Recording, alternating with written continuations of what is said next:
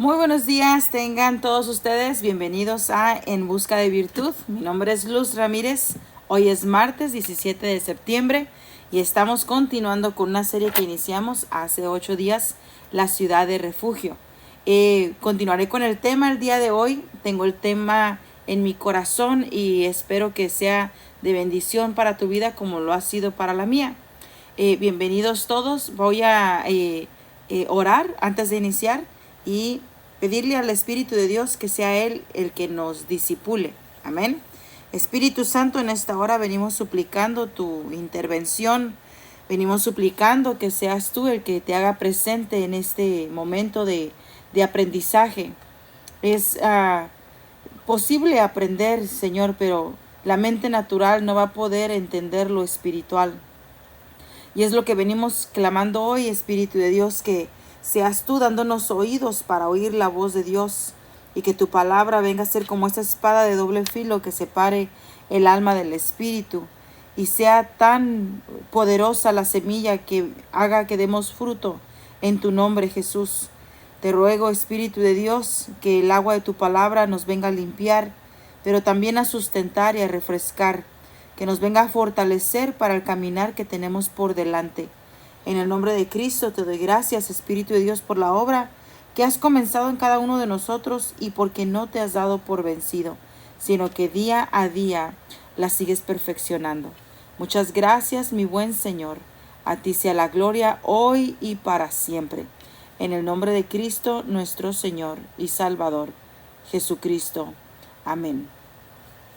Amén y amén. Bueno, gloria a Dios. Vamos a entrar al tema de lleno. La ciudad de refugio.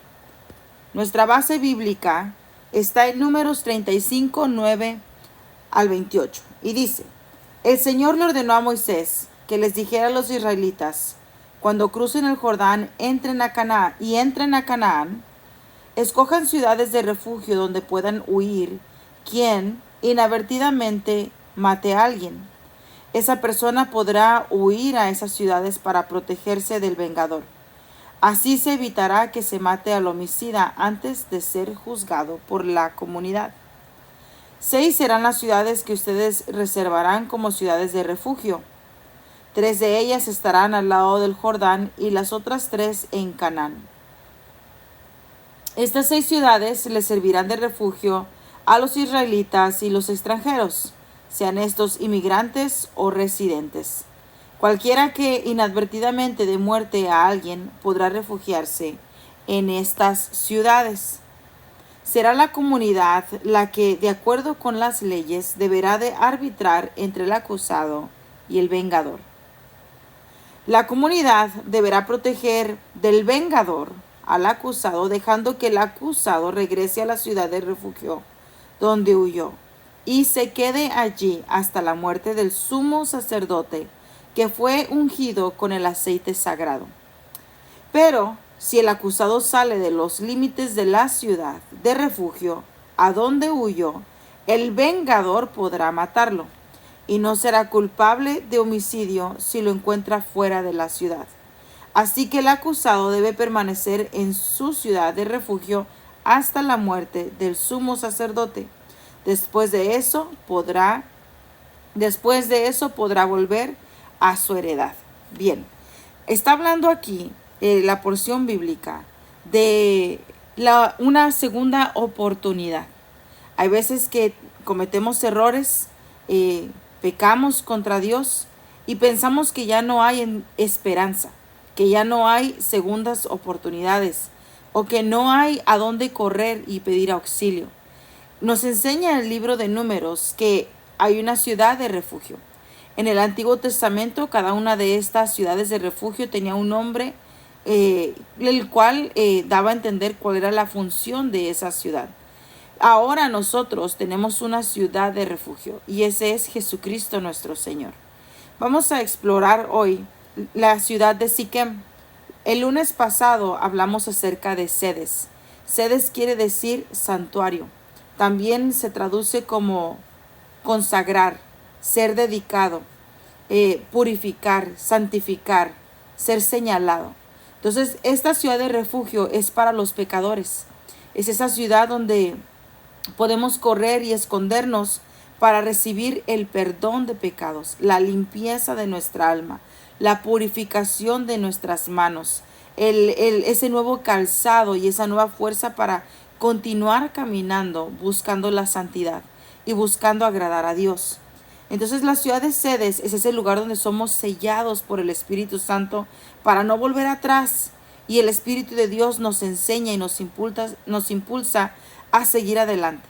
Entonces Sedes es ese lugar donde puede ir el pecador, donde puede ir aquel que siente que ya no tiene oportunidad de ser limpiado. Pero vemos en Isaías que dice: lavaos y limpiaos, y quitad la iniquidad de vuestras obras de delante de mis ojos. Dejad de hacer lo malo. Entonces Sedes es el lugar donde podemos correr y refugiarnos en esa ciudad para limpiarnos de la iniquidad, limpiarnos de la maldad, limpiarnos de todo lo que corrompe al corazón. Entonces dice: buscad el juicio y restituid al agraviado. Haced justicia al huérfano y amparad a la viuda. Entonces Sedes es ese lugar de restauración, es ese lugar de renuevo, es ese lugar de nuevo comienzo. Hablamos de Sedes el lunes pasado, pero hoy vamos a estar hablando de Siquem. Es importante que aprendamos qué es Siquem y cómo correr a ese lugar de refugio. Siquem es la palabra 7927 hebrea, que quiere decir cuello. También se traduce como entre los hombros. Amén. Se refiere a esta parte física donde se puede llevar las cargas.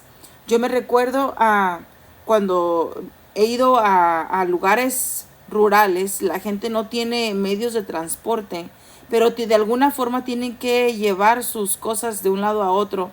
Entonces a veces usan canastos y los ponen sobre su cabeza, pero la mayoría de las veces vas a ver que ponen esa carga pesada sobre los hombros. La ponen en su espalda para que esté sobre de ellos ese peso, valga la redundancia, para poderlo movilizar, transferir de un lugar a otro. Entonces, Siquem es como el lugar de llevar la carga. Es la espalda. Siquem también tiene como definición o como traducción espalda. Entonces, esta ciudad de refugio, Dios la estableció para los fatigados, para los que dicen me rindo, para los que dicen no puedo más, es demasiado, ya no hay reparación, ya no hay nada que lo pueda componer. Entonces me hacía pensar en muchas cosas en realidad, que la palabra nos lleva a reflexionar en diferentes áreas de nuestra vida, pero una de las cosas que, por ejemplo, yo en mi persona, soy muy dada a tirar lo que no uso, ¿verdad? No lo uso, lo tiro. Ya tiene mucho tiempo ahí guardado, no está sirviendo de algo, lo tiro. Me deshago con facilidad de las cosas que no le doy uso. No me gusta mucho acumular porque es fácil acumular, ¿verdad? Entonces se ha hecho un hábito en mí, pero yo recuerdo que creciendo con mi abuelita, ella no era de tirar nada, ella era de reparar lo que todavía ella consideraba que tenía una función.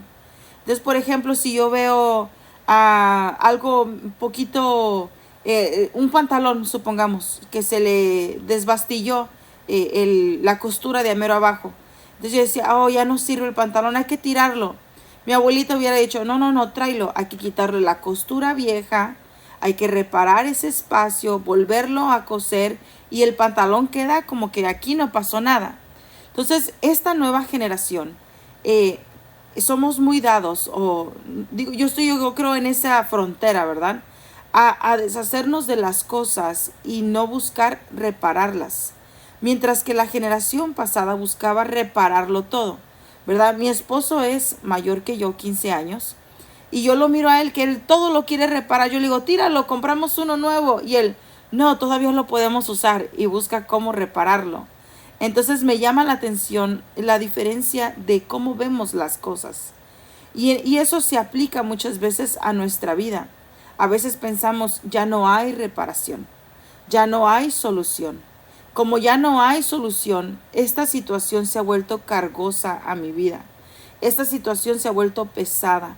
esta situación se ha vuelto insoportable. Esto que estoy pasando ahorita está muy difícil y ya no puedo más con eso. Ya no tengo la fuerza para repararlo, restituirlo, renovarlo, para volverlo a reusar, ¿verdad? Entonces, una de las cosas que aprendemos a la luz de la palabra es que Dios no es un Dios que desperdicia. Dios todo lo hizo con un fin y un propósito y nada se desperdicia. Por ejemplo, si observamos un árbol, nos damos cuenta que en el verano, en la primavera, comienza a reverdecer, a florecer. En el verano está en su mejor apogeo, está la copa rebosante de hojas y es una hábitat para otros seres, ardillas, pájaros, insectos, usted puede nombrarlos todos. Entonces, cuando empieza a entrar el otoño, la hoja de ese árbol cae. Interesantemente, toda la copa tiene hojas y al caer, caen sobre las raíces de ese árbol.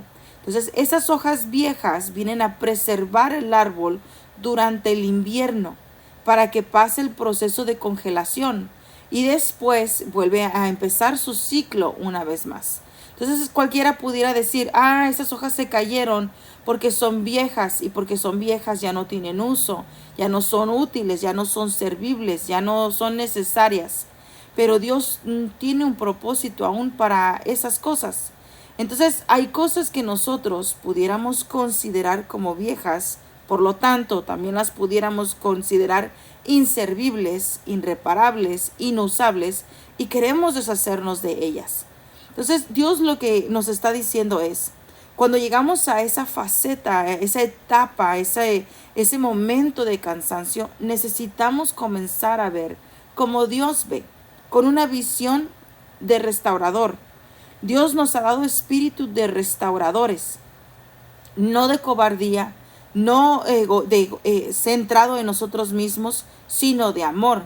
Y dice la palabra de Dios que el amor no se ve a sí mismo, no busca lo suyo, sino que el amor busca que se manifieste la reconciliación, la restauración, el reavivar las cosas. Entonces, antes de entrar un poco más en lo que quiero compartir con ustedes, quiero hablarte de los procesos. Es importante entender que hay un proceso. Conforme leíamos el libro de Números, nos dimos cuenta que decía que si alguien había asesinado a su hermano por alguna razón sin querer, podía correr y refugiarse. ¿Pero por qué corría y se refugiaba? No solo por el error, sino porque venía detrás de él un vengador. Entonces decía, puede llegar a este lugar y puede refugiarse aquí, pero a veces en lugar de correr a la ciudad de refugio, solo corremos. Y como el vengador viene detrás de nosotros, nos desgastamos, nos cansamos, nos fatigamos y es donde nos queremos dar por vencido. Hay veces que hemos llevado nuestra vida a nuestra manera, con nuestra sabiduría, con nuestra inteligencia, con el consejo de personas que no conocen la ley ni los principios de Dios.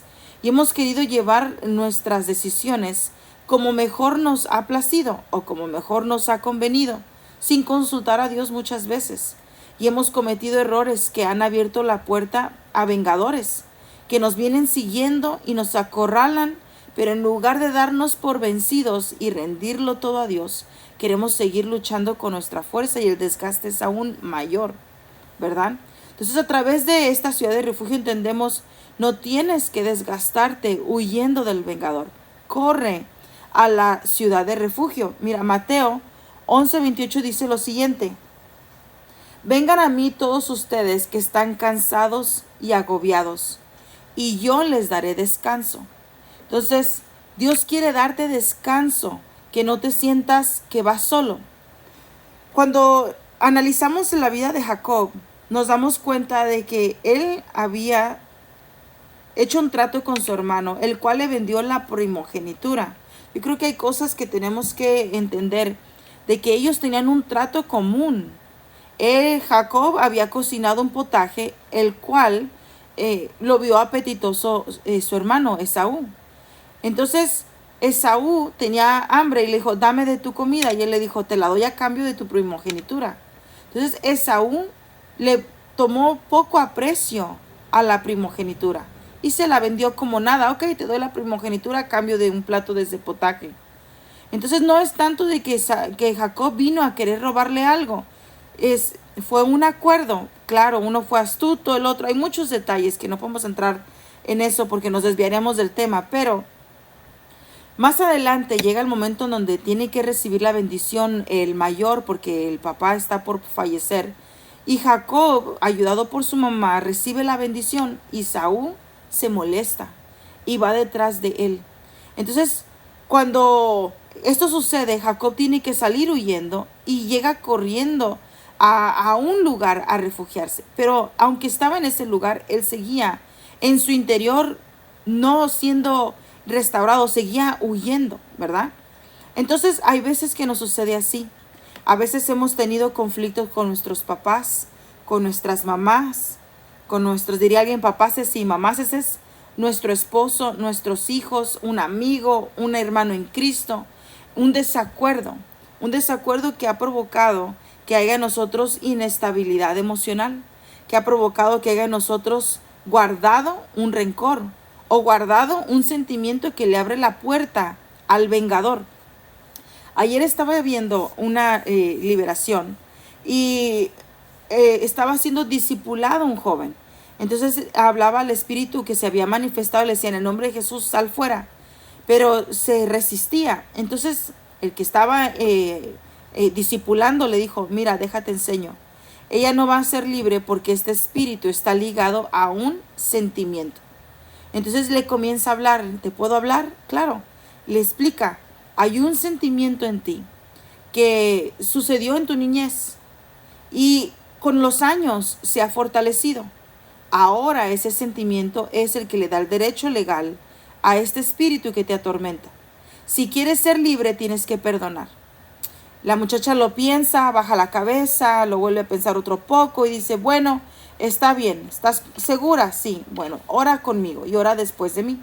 Comienzan a orar y cuando llega a la parte donde dice, yo perdono, se le hace difícil a la chica repetir esas palabras. Pero le dice el predicador, si quieres ser libre, tienes que perdonar. Entonces dice, pero tu corazón tiene que estar comprometido para que el espíritu inmundo no tenga más donde refugiarse.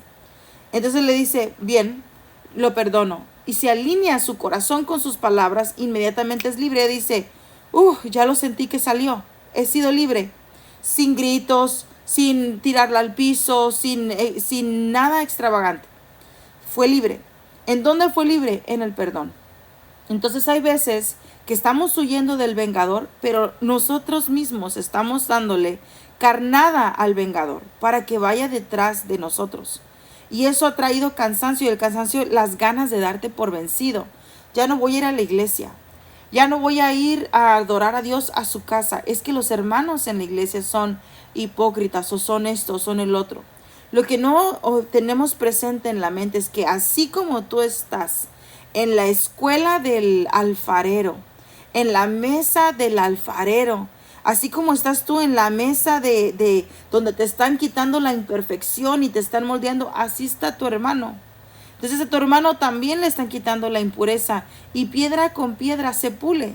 Entonces por eso la importancia de entender los procesos y no darnos por vencidos. Saúl estaba en una situación en donde se le había dado una orden, tenía que esperar a Samuel. Los filisteos estaban agolpándose detrás de Israel. Saúl empezó a ver que el pueblo desertaba. Y cuando empieza a ver eso, toma la situación en sus manos.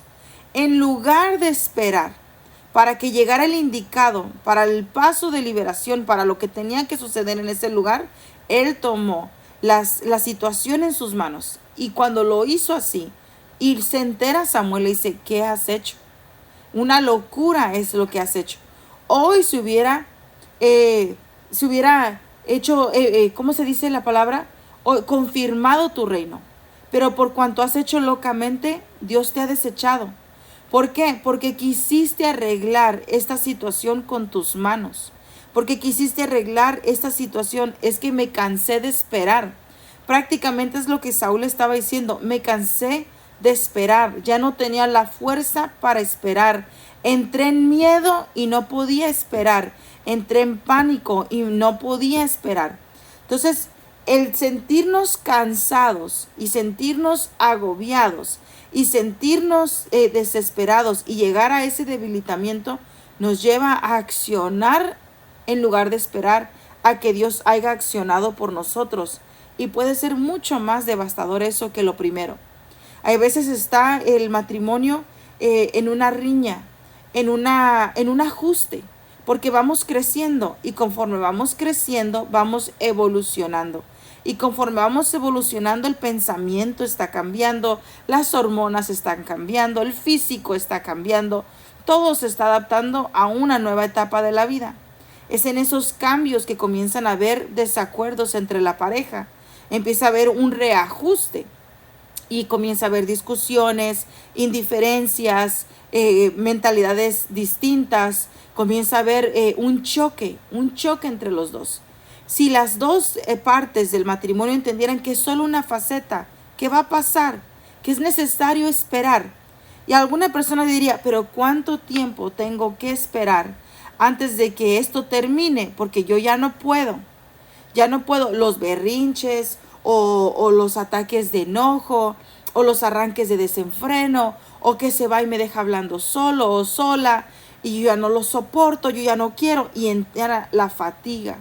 Entonces cuando entra la fatiga dices, mejor me voy, me divorcio, lo termino, lo acabo. Entonces Dios está diciendo, no, corre a Siquem, corre a la ciudad de refugio. ¿Por qué? Porque ese es el lugar de entre hombros. Dice, es como el lugar de llevar cargas. Así se traduce Siquem. Como el lugar de llevar cargas. Es la espalda. Y quiero llevarte a esto. La persona que llevó en su espalda nuestras cargas es el Señor Jesucristo. Él llevó nuestras cargas en su espalda. Por eso dice, toma mi yugo que es ligero. Dame tu carga que es pesada. Toma mi yugo y yo te voy a dar descanso. Te voy a dar la fuerza que necesitas para avanzar. Entonces quiero hablarte de lo que sucedió en la flagelación. ¿Qué es la flagelación? Es el latigamiento que recibió Jesús antes de ser llevado a la cruz. Tal vez la letra sea pequeña, pero lo voy a leer para que me puedas acompañar. Las flagelaciones romanas eran conocidas por ser terriblemente brutales. Generalmente consistían de 39 latigazos. El soldado usaba un látigo con tiras de cuero trenzado con bolas de metal entretejidas. Cuando el látigo golpeaba la carne, esas bolsas provocaban moretones o contusiones, las cuales se abrían con los demás golpes. El látigo también tenía pedazos de hueso, afilados, los cuales cortaba la carne severamente. La espalda quedaba tan desgarrada que la espina dorsal a veces quedaba expuesta debido a los cortes tan profundos. Los latigazos iban desde los hombros, pasando por la espalda, las sentaderas y las piernas. Mientras continuaba la flagelación, las laceraciones rasgaban hasta los músculos y producían jirones temblorosos de carne sangrante. Las venas de la víctima quedaban al descubierto y los mismos músculos, tendones y las entrañas quedaban abiertos y expuestos. La víctima podía experimentar un dolor tan grande que le llevaba a una conmoción hipovolémica. ¿Qué quiere decir esa condición? Bueno, es la condición de una persona que está sufriendo el derrame de mucha sangre. Amén. Es la pérdida de sangre. Entonces esto afecta en gran cantidad a la persona. ¿Cuáles son los efectos de la hipovolémica? Bueno, el primero es, el corazón se acelera para tratar de bombear sangre que ya no existe en el cuerpo. Lo segundo que sucede es que baja la presión sanguínea, lo que provoca que la persona sienta que se desmaya o provoca el colapso total. Los riñones dejan de producir orina para mantener el volumen restante y la persona comienza a sentirse sedienta porque el cuerpo ansía fluidos para reponer el volumen de la sangre que se está perdiendo. Eso fue lo que Jesús experimentó cuando recibió los 40 menos 1 latigazos antes de ser llevado a la cruz, para poder decir lo que dice Mateo: vengan a mí todos ustedes que están cansados y agobiados, y yo les daré descanso. Entonces Él quiere darnos descanso. Mira, hay un personaje en la palabra de Dios, se llama Naamán. Y Naamán era un gran guerrero, un hombre admirable. Lo vamos a ver en Segunda de Reyes 5 en adelante. Segunda de Reyes, capítulo 5, vamos a comenzar a leer el verso 1. Naamán, general del ejército del rey de Siria, era varón grande delante del Señor, y lo tenían en alta estima, porque por medio de él había dado Jehová salvación a Siria. Era este hombre valeroso en extremo, pero tenía lepra. Era valorado en gran estima, pero tenía lepra. Entonces, cuando Naamán iba a la guerra, los soldados que lo observaban a su alrededor lo admiraban. La gente del pueblo lo admiraba. Él entraba a su casa como un gran guerrero, cargando esa admiración. Pero cuando se quitaba su vestidura de soldado, revelaba que tenía lepra. Esa carga dentro de sí. Entonces, hay veces que afuera mucha gente va a creer que eres fuerte, resistente a todo, resiliente, que nada te quebranta, que eres digno de imitar. Pero en lo íntimo de tu casa se ven las áreas donde te sientes ya cansado, ya no aguantas porque los niños gritan mucho, ya no aguantas porque los niños no obedecen, ya no aguantas porque hace falta dinero para cubrir este gasto, cubrir este otro. Te sientes desesperado porque tu hijo, que es adolescente, está llegando tarde por las noches y estás en ese afuera siendo admirado, pero adentro estás en ese cansancio interno. Entonces Jesús le dijo: ven, yo puedo llevar esa carga. A Naamán le dijeron: Dios quiere quitar esa carga de ti. Ve y sumérgete en el Jordán. Ve y lávate ahí. Entonces el Jordán le dijo: allí no hay mejor lugar para que yo me bandice. ¿Por qué no me mandas mejor a este otro lugar? No, allí. Entonces hay veces que como Saúl, no queremos esperar, no queremos pasar el proceso, no queremos que nadie nos diga cómo se hacen las cosas, no queremos aprender a seguir dirección, no queremos dar el brazo a torcer. Mejor queremos decirle: eso es viejo, hay que desecharlo. Es que ya mi cansancio ya no me ayuda a soportarlo más. Dios está diciendo: mejor ven al agua, sumérgete en el agua, sé limpio para que salgas de ahí nuevo. O sea, no mataron a Naamán y Dios no lo mató y lo clonó. O Dios no lo mató y levantó otro. No, a Naamán lo voy a restaurar. A Naamán lo voy a limpiar. A Naamán le voy a dar una nueva oportunidad. Pero es necesario que Naamán deje su cansancio en los hombros de Jesús. Entonces, esa es la ciudad de Siquem. Esa es la ciudad de refugio. Isaías 40:29 dice: Él fortalece al cansado y acrecienta las fuerzas del débil. Él te va a dar la fuerza que tú necesitas. Es que no lo siento. No te desesperes como lo hizo Saúl. Espera a que llegue el Espíritu de Dios a resolver las cosas. Espera que llegue el Espíritu Santo a arreglarlo todo.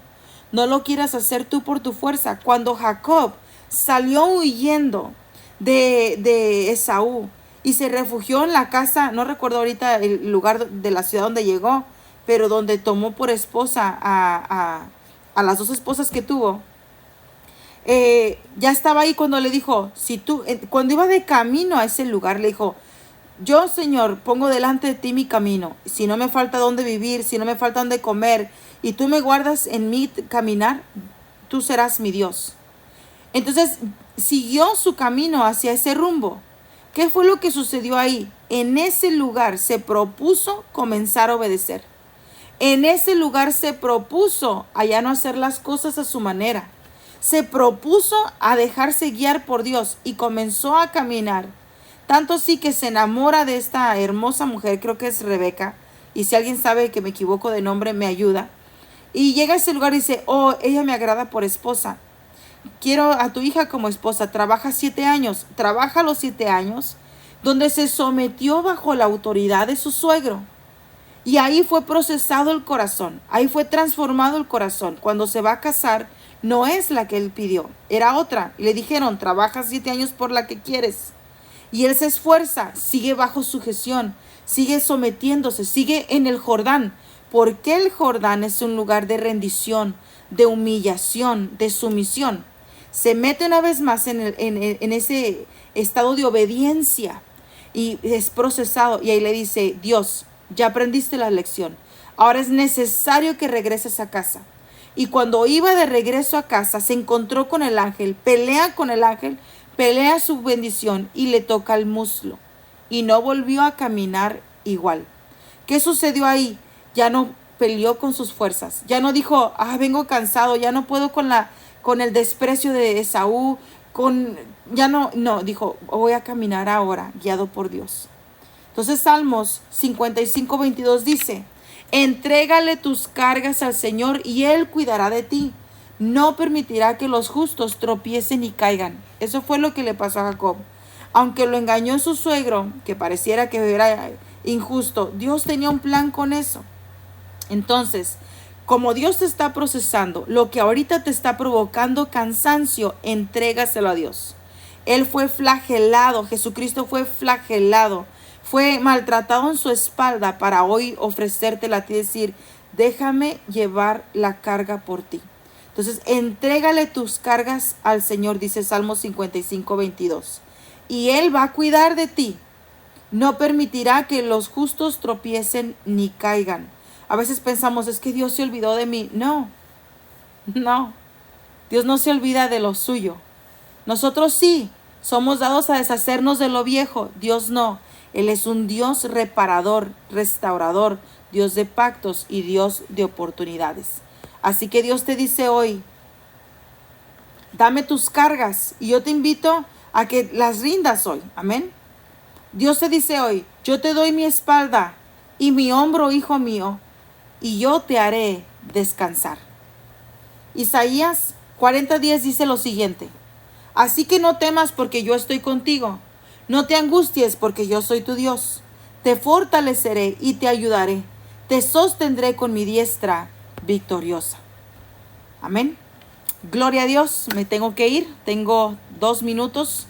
Vamos a estar explorando la ciudad de Hebrón el próximo lunes a las 7 de la mañana de la hora de California.